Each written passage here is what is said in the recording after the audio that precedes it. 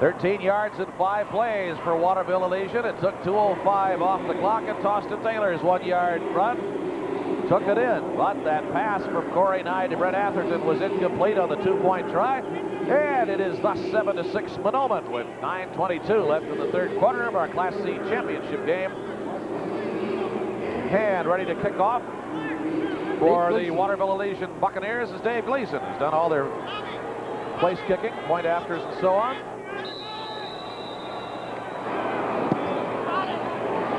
Chop that one. It'll drop at the 25-yard line and be picked up on the go.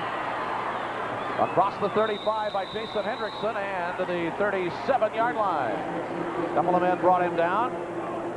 Mike Bear in as a special teams end. Got the stop.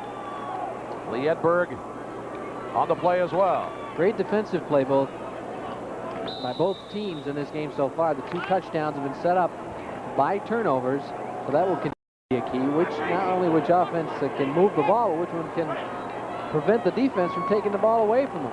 Mahnomen 1st and 10 on its own 37-yard line.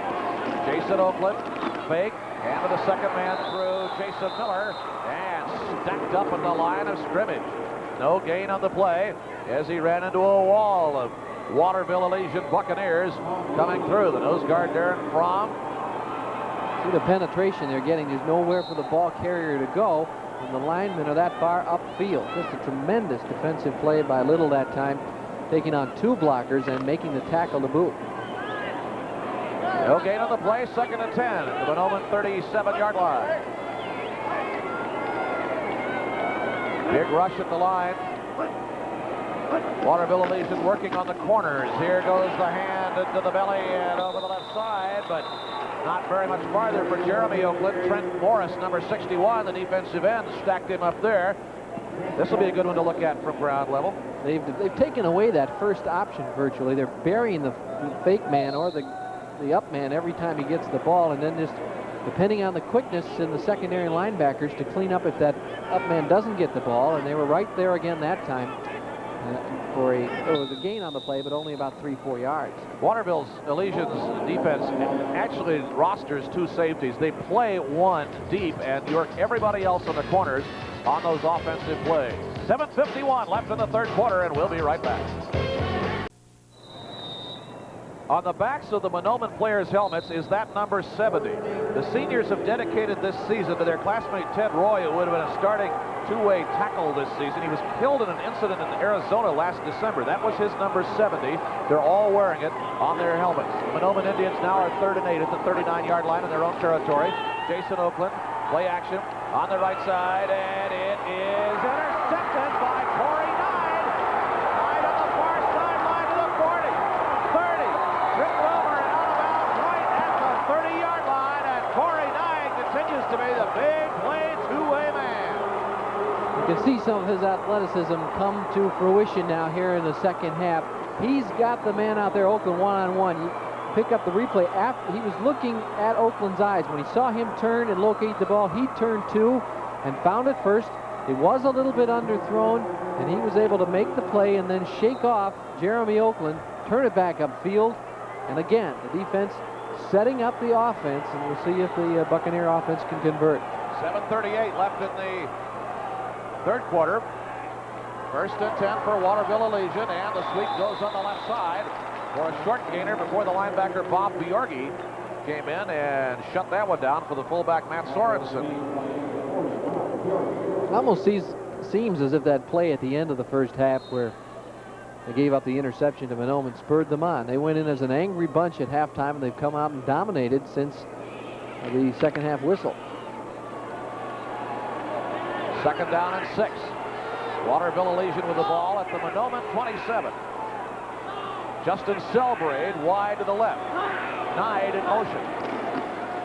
The handoff over the right side, and Sorensen stacked up by Dean Burdick, and there was some popping going on there. It was a hard hit there. Watch Burdick, number 25, get his bearings, lower himself, and just get that leverage up and into the ball carrier, Sorensen. You get a big grinding fullback like Matt Sorensen, and you'd better get him low.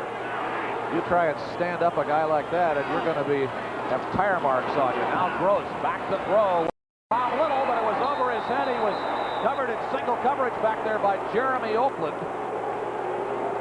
as they were going for the end zone. That's one of those plays where both sides of the field are booing, thinking that either one could have been called for interference. But I think it's a good no call by the official. There's Christensen heading down there, and both men are looking up, and the contact was made, but neither one at a disadvantage really because of the contact. And so it'll force 4th down and 2 or 3 to go, and probably a good gamble down for John Bachman on that 3rd down, thinking he still had another down to negotiate the 1st down. 4th and 2 at the 23-yard line. Pattern is full, but Waterville Elysian now will call timeout. Timeout with 6:17 remaining in the 3rd quarter. Now the clock is still running for some reason, and they're going to have to correct that. They're down. They've had a good 15 seconds tick off since the timeout was called. Now the official has signaled to stop the clock. I don't know that the official, well, they still haven't done it. Clock operator must not know. There, somebody has bumped him, but that's... They owe him a good 20 seconds now. I think I said 6:15 or something like that left. It's down to 5:58. Up to 6:15. Thank you very much. That's what the guy said on TV, so it must be true. If you believe that. Then they'll get it fixed. 6:15 is actually going to be the time remaining. That's up job by Jack Kelly and his crew, though, to notice the time that had elapsed and get it back up on the clock. 7-6, Mahnomen leads the game on a score with 9 seconds left in the first half. Jason Oakland's 10-yard pass to Dean Burdick. And the point after was good. Waterville Elysian scored with 9:22 left in the 3rd on a 1-yard plunge by Tostin Taylor. They tried a 2-point conversion pass, but that was unsuccessful. And thus we are 7-6. Mahnomen is leading by 1. Hope you'll stay with us throughout the day. Class B championship game will be coming up following this one. Perry Williams will be back for that one. Huge play here. 4th and 3.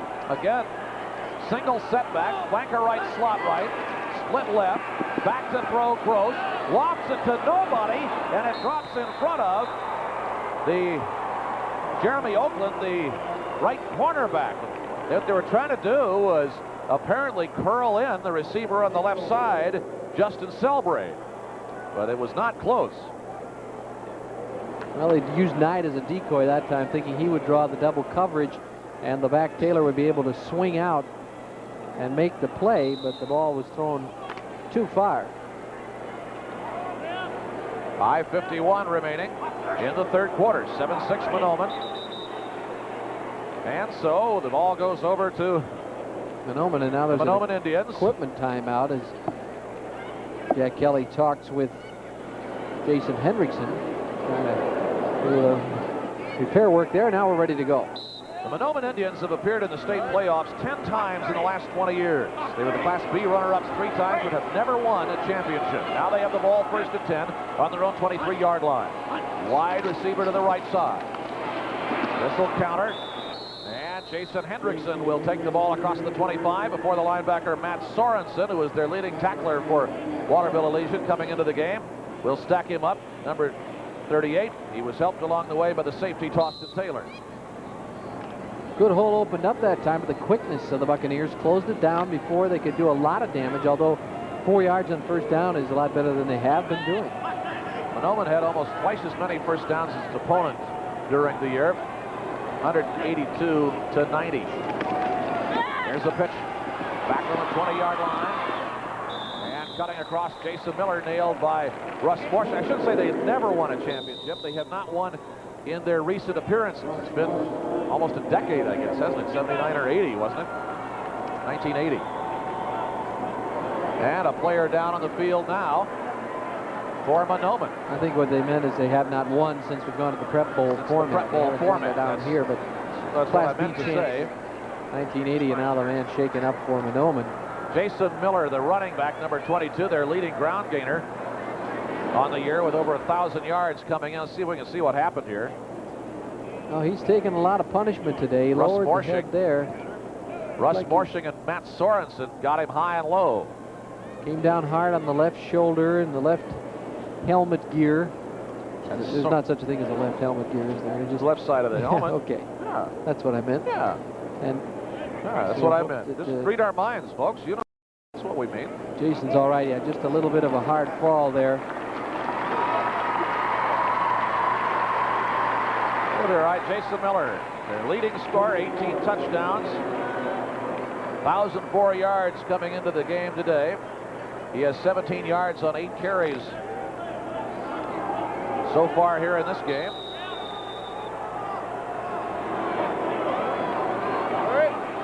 And now it is 2nd down and 2 to the 31-yard line. Slot flanker twins to the right. Play goes back for Hendrickson. And a fumble in the play. And it is recovered by Waterville Elysian. Again, John Riley, number 60. That's the best running play we've seen in 3 quarters from Mahnomen. It came with that counter that picked up good yardage in the last series, and this time Hendrickson was running free, really, and the man made the hit, but didn't really hit him where the ball was. Chad Atherton, I think, hit him. And then John Riley, number 60. It was tossed to Taylor. John Riley, number 60, big junior linebacker, recovered the ball. Now Waterville Elysian goes right back. And boy, you've got to be ready for a lightning change from defense to offensive back again in this game. Slot left, pitch left, toss to Taylor. Toss to the 50. He found a seam to the 45-40. And is finally double teamed by Jason Oakland and Earl McDougal, and brought down inside the 40-yard line at about the 39. Taylor did a good job of getting both hands on the ball. Once he was being dragged, they started going for the ball, realizing that he wasn't going to get a lot more progress. You'll see here, they corral him, and then he's got to cover up and make sure he hangs onto that ball with 4 shirts around him. Classic example of the danger to a defense of keying on the lead block. Troy Larson, the left tackle, 65, was the lead block on the play, but it was a ruse. You saw he did a little delay and then cut to his left, and Taylor, in that little seam that was opened up, then curled in, and it was a nice play. Meanwhile, one of the Mahnomen players has been roughed up. It's Bob Bjorgi, number 40, one of the linebackers, I believe. 4:28 left in the 3rd quarter. 7-6 Mahnomen. Austin Taylor was by his lonesome when he turned. There's 1, 2, 3, 4 white shirts, and then as he gets into the secondary, we have even more traffic. And that's a great shot. John Bakken looking on, the coach of the Waterville Elysian Buccaneers. Fly to the football, the name of the game for the Mahnomen defense. Indeedy. Christensen, tight end right, Selbrade wide to the left, slot to the right. He'll go over right tackle, and Russ Forshing didn't get anywhere. Mark Bogley, the linebacker, was there to stand him up and drive the nails in, and so was the nose guard Keith Kirsch. It looked like the defensive left tackle Charles Coleman was in there as well. Get the feeling they're going to try to get it in Nide's hands again pretty soon. He was out there again in one-on-one coverage, and no discredit to Dean Burdick, but whenever they can isolate their man Nide like that, that's to their advantage, they feel. Slot to the right now with Selbrade. Nide to the right. Reverse. Corey Nide with the ball. Halfback pass. Deep for Selbrade. And it was batted away from Selbrade at the 10-yard line by the safety, Travis Castey. Nide showed some great skills again. They're running to his left, stopping and throwing that ball. Didn't quite get it out far enough for his teammate running alone down there, Selbrade. Watch the option. A nice pitch on the reverse, and now the halfback pass. There's Selbrade with a good 2 yards on his man, but he had to slow for that ball. The secondary rallies, and it's 3rd and long. 38-yard line. Somebody might have jumped early. I guess not. Gross rockets it out on the flat, complete to Corey Nide at the 27, and Nide is brought down at the 25-yard line, 1st down. This guy's a big-time football player, I think. He's got size. He's only about 165, 170 pounds. But he made a beautiful square-in move there. Got Burdick just to bite a little bit on the deep route, and then turned it over the middle, made a nice catch again, and has the 1st down on a big 3rd and 10 play.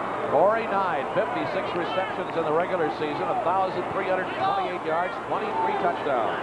In his 1st year of varsity competition. Unbelievable. On first down, they go to the right side with Borchik, and he'll be smacked after a gain of a couple of yards on the play. The impressive thing, not that he runs so well, is his hands